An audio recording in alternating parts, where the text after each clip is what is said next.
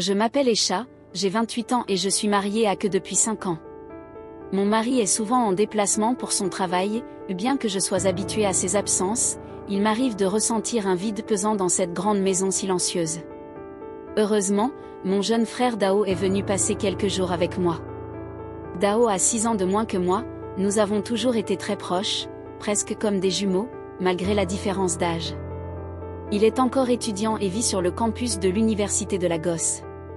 Alors, chaque occasion de le voir me remplit de joie. Ce soir-là, après le dîner, nous étions assis dans le salon, partageant des souvenirs de notre enfance. La lumière tamisée donnait une ambiance feutrée à la pièce et l'odeur du thé au gingembre flottait dans l'air. « Tu te souviens de la fois où tu m'avais enfermé dehors sous la pluie ?» demanda-t-il en riant. « Oh, ne commence pas » répliquai-je en souriant. « Tu avais cassé ma radio préférée. » Nous avons éclaté de rire comme si nous étions redevenus ces enfants espiègles d'autrefois.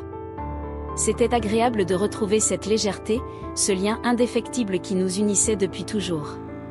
Mais quelque chose d'inattendu s'est produit à ce moment-là. Alors que nous rions encore, Dao s'est levé pour débarrasser la table basse du salon. J'ai observé son geste machinal, un léger sourire aux lèvres. C'était étrange de le voir si adulte, lui qui autrefois renversait toujours quelque chose en essayant d'aider. « Tu es devenu un homme responsable » dis-je en plaisantant. « Maman serait fière. » Il a souri en haussant les épaules. « Il faut bien grandir un jour, non ?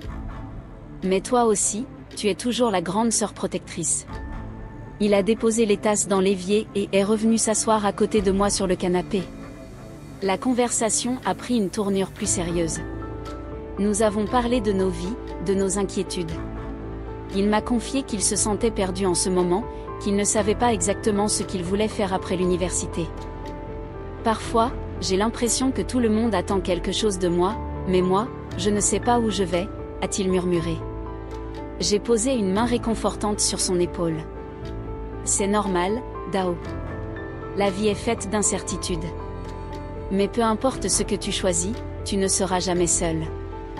Il a tourné la tête vers moi, son regard plongé dans le mien. Il y avait dans ses yeux une émotion que je n'arrivais pas tout à fait à cerner, un mélange de gratitude, de vulnérabilité et autre chose. Le silence s'est installé, lourd mais pas pesant, juste intense. Et c'est à ce moment-là que quelque chose d'inattendu s'est produit. Le silence s'épaississait entre nous, chargé d'une émotion que je n'arrivais pas à nommer. J'ai voulu détourner les yeux, rompre ce moment étrange, mais quelque chose me retenait. Dao a baissé légèrement la tête, comme s'il hésitait à parler. Puis, dans un souffle à peine audible, il a murmuré « Esha, parfois j'ai l'impression que tu es la seule à vraiment me comprendre. » Ces mots ont résonné en moi avec une force inattendue. J'ai ressenti une tendresse profonde, un besoin instinctif de le rassurer. Après tout, c'était mon petit frère, mon complice depuis toujours. J'ai esquissé un sourire doux, cherchant à alléger l'atmosphère. Évidemment. Qui d'autre pourrait te supporter aussi bien que moi ? Il a ri légèrement, mais son regard ne s'est pas détaché du mien. Un éclair de mélancolie passait, un trouble que je ne voulais pas affronter. J'ai soupiré et me suis levée. Il se fait tard, on devrait aller dormir. Dao a hoché la tête, mais il n'a pas bougé tout de suite, comme s'il voulait dire quelque chose de plus, mais sans l'empêcher. Je suis partie vers ma chambre, laissant derrière moi une tension indéfinissable, une sensation étrange qui me suivait dans l'obscurité du couloir. Et cette nuit-là, alors que j'étais allongée dans mon lit, les yeux ouverts sur le plafond, une pensée persistante refusait de me quitter. Quelque chose avait changé. Allongée dans mon lit, je n'arrivais pas à trouver le sommeil. La maison était silencieuse, mais mon esprit, lui, bourdonnait encore des mots et du regard de Dao. Pourquoi ce moment m'avait-il troublé ? Ce n'était que mon petit frère, mon confident depuis toujours. Pourtant, il y avait eu quelque chose d'étrange dans l'air, un point invisible qui s'était installé entre nous. J'ai soupiré et me suis retournée sur le côté, espérant chasser ces pensées. Mais à peine avais-je fermé les yeux que j'ai entendu un léger grincement. La porte de ma chambre venait de s'ouvrir doucement. « Esha, tu dors ?» Sa voix était hésitante, presque timide. « Pas vraiment », ai-je répondu en me redressant légèrement. « Tout va bien ? Dao est resté dans l'encadrement de la porte un instant, puis il est entré lentement. Il portait un t-shirt et un bas de pyjama, ses traits étaient fatigués, mais son regard portait toujours cette même lueur indéfinissable. Je crois que j'ai juste besoin de parler un peu. J'ai tapoté la place à côté de moi sur le lit, comme je l'aurais fait quand nous étions enfants. Il s'est assis, mais à une certaine distance, les épaules légèrement voûtées. Tu sais, a-t-il commencé, parfois j'ai l'impression que je n'ai pas vraiment ma place. J'ai froncé les sourcils. Comment ça? Avec tout le monde, la famille, les amis, même à l'université, j'ai l'impression d'être juste là sans vraiment être vue. Ces mots m'ont serré le cœur. J'ai posé une main sur la sienne, un geste naturel, instinctif. Tu existes, Dao, et tu comptes beaucoup plus que tu ne le crois. Il a souri, un sourire fragile. Merci, Esha. Puis, pendant un long moment, nous sommes restés là, dans le silence, un silence moins pesant mais toujours chargé d'une émotion que je ne savais pas encore comment interpréter. Dao et moi sommes restés assis dans le silence, côte à côte, chacun plongé dans ses pensées. Je sentais qu'il avait encore des choses sur le cœur, mais il hésitait à parler. Tu sais, Esha, quand j'étais plus jeune, je pensais que les adultes avaient toujours des réponses à tout, murmura-t-il. Je souris légèrement. Moi aussi, avant de devenir adulte et de réaliser que nous sommes tous un peu perdus. Il hocha la tête, regardant fixement le tapis à nos pieds. Parfois, je me demande si j'ai pris le bon chemin, si je fais les bons choix. Je pouvais sentir son inquiétude, ce poids qu'il portait sans en parler. J'ai serré doucement sa main pour lui offrir un peu de réconfort.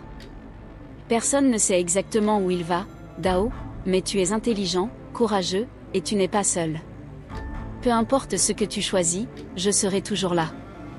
Il releva les yeux vers moi, un mélange d'émotion et de gratitude dans son regard. Le lendemain matin, je me suis réveillée avec une sensation de calme intérieur. La conversation de la veille m'avait rappelé à quel point il était important d'être présent pour ceux qu'on aime, surtout quand ils traversent des moments de doute. Après une rapide douche, je suis descendue dans la cuisine et j'ai trouvé Dao déjà à table, un bol de céréales à moitié vide devant lui. Il semblait absorbé dans ses pensées, jouant distraitement avec sa cuillère. « Tu es bien matinal », dis-je en lui servant une tasse de thé. Il releva la tête et esquissa un sourire fatigué. « J'ai mal dormi, je crois que j'ai trop réfléchi. » Je me suis assise en face de lui, prenant une gorgée de mon thé avant de répondre. « Tu veux en parler ?» Il hésita un instant, puis haussa les épaules. « Hier soir, ça m'a fait du bien de discuter avec toi. J'ai l'impression que je peux être moi-même ici. » Ces mots me touchèrent plus que je ne l'aurais cru. « C'est normal, Dao. Tu seras toujours chez toi ici, et tu n'as pas besoin de jouer un rôle avec moi. » Il hocha la tête, mais je sentais qu'il y avait encore quelque chose qu'il n'osait pas dire. Esha, sa voix était hésitante, comme s'il pesait ses mots. « Oui. » Il prit une profonde inspiration, puis secoua la tête avec un léger sourire. « Non, rien, juste merci. » Je fronçai légèrement les sourcils, intrigué par ce qu'il voulait dire, mais je n'ai pas insisté. S'il avait besoin de temps, je lui laisserai le temps. « Alors, tu restes encore quelques jours où tu dois rentrer sur le campus, demandai-je pour alléger l'atmosphère. Il fit mine de réfléchir. Je devais repartir ce soir, mais je peux peut-être rester jusqu'à demain. Je souris. D'accord. Dans ce cas, on va profiter de cette journée. Je ne savais pas encore que cette journée allait être marquée par un événement qui changerait beaucoup de choses. La matinée s'est déroulée dans une atmosphère paisible. Dao et moi avons passé du temps ensemble, discutant de tout et de rien. Cela faisait longtemps que nous n'avions pas eu un moment aussi simple sans les obligations du quotidien qui nous éloignaient peu à peu. Dans l'après-midi, alors que nous étions assis sur la terrasse en train de boire du jus de bissap, mon téléphone a sonné. C'était un appel de Que, mon mari. « Bonjour, mon amour, comment vas-tu » a-t-il demandé d'une voix chaleureuse. « Bien, et toi ? Le voyage se passe bien ? » Oui, tout se déroule comme prévu. Mais j'ai une surprise, je rentre plus tôt que prévu. Mon vol est pour ce soir. J'ai été prise au dépourvu. Oh, c'est une bonne nouvelle.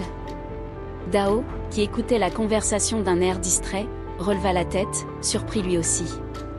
Oui, j'ai hâte de te voir. Continue à t'occuper de tout. On se voit ce soir. Et d'accord, d'accord.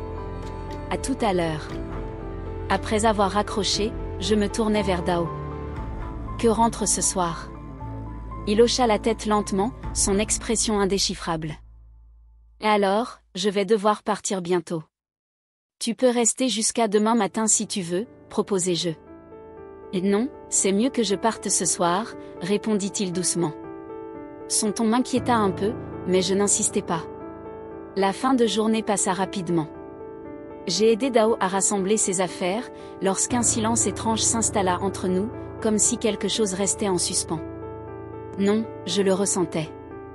Alors qu'il se préparait à partir, il s'arrêta devant la porte, se retournant vers moi. « Esha, je voulais te dire. » Je levai les yeux vers lui, attendant qu'il termine sa phrase. Mais après un instant d'hésitation, il secoua la tête et sourit légèrement. « Rien, oublie. » Il ouvrit la porte et sortit dans la nuit tombante. Je le regardais s'éloigner, un pressentiment étrange me serrant la poitrine, le silence revenant rapidement, apportant avec lui une sensation étrange, comme une ombre qui enveloppait la maison. Je me suis préparée pour l'arrivée de Ke, ajustant ma tenue avec soin. Mais alors que je me regardais dans le miroir, je sentais toujours ce malaise, ce poids lourd que j'avais porté toute la journée sans vraiment pouvoir l'identifier. Lorsque Ke arriva, il était épuisé, comme prévu, mais son sourire chaleureux était rassurant. « Je suis tellement content d'être à la maison, » dit-il en me prenant dans ses bras. « Moi aussi, tu m'as manqué. » Nous avons partagé un dîner simple et tout semblait revenir à la normale. Mais au fond de moi, l'incertitude persistait. Pourquoi ce silence étrange entre Dao et moi? Pourquoi ces derniers mots m'avaient-ils laissé dans une agitation que je ne pouvais expliquer? Le lendemain matin, après le départ de Ke pour un engagement imprévu, je me suis retrouvée seule. Mais l'atmosphère semblait lourde, comme si quelque chose allait éclater. J'étais en train de ranger le salon quand la porte d'entrée s'ouvrit brusquement. Je n'avais pas vu Dao depuis la veille au soir, et son retour inattendu me déstabilisa. « Mais Dao, que fais-tu ici ?» Il ne répondit pas tout de suite, se contentant de me regarder avec une expression grave. « Esha, il faut qu'on parle, » dit-il d'une voix plus ferme que d'habitude. Je l'invitai à s'asseoir, mais son regard semblait plus intense, presque agité. Ce qui s'est passé hier soir, ce n'était pas juste un malaise, Esha. C'était un avertissement. Je l'observais, déconcerté, ne comprenant pas de quoi il parlait. Un avertissement de quoi? Dao prit une profonde inspiration, puis se leva brusquement, comme s'il hésitait encore à tout dire. Je sais que tu ne vas pas me croire, mais il faut que tu saches la vérité, Esha. Je sentis mon cœur se serrer. Quoi, Dao? De quoi parles-tu? Il se tourna vers moi, son visage maintenant marqué par une détermination glaciale. Je suis désolé de te dire ça, mais Ke n'est pas celui que tu crois. Il n'est pas celui que tout le monde croit. Je le regardais, choqué par ces mots, ne comprenant pas où il voulait en venir. Qu'est-ce que tu veux dire par là? Dao se rapprocha, ses yeux brillants d'une lueur qui m'était étrangère. Tu vas devoir affronter la réalité, Esha. Ke t'a menti. Il ne t'aime pas comme tu le crois.